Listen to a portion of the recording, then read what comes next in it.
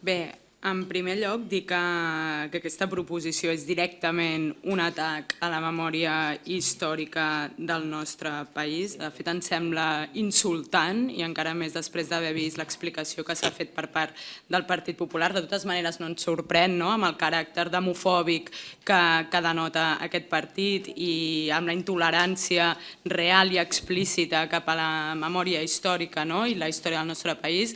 Entenem que el Born és un centre cultural, que és un espai històric, és un nucli de la memòria col·lectiva.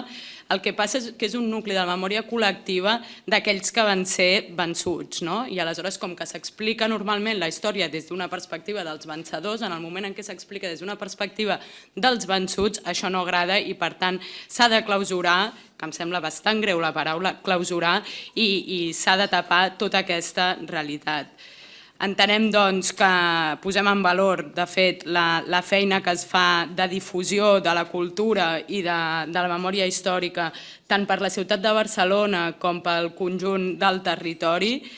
Entenem que és fonamental que existeixin espais com aquests. També entenem que eren fonamentals altres espais com són el CATSI, que malauradament els diferents grups no van voler votar a favor, quan també són centres de recuperació de la memòria històrica.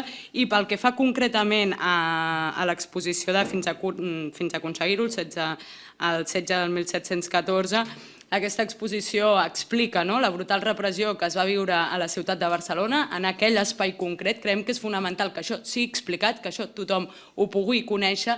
Si a vostès no els agrada, aquesta és la història i això no fa que la gent no ho pugui conèixer. I m'agradaria acabar només amb un proverbi nigerià que diu: fins que els lleons no tinguin els seus propis historiadors, les històries de cacera sempre glorificaran el caçador.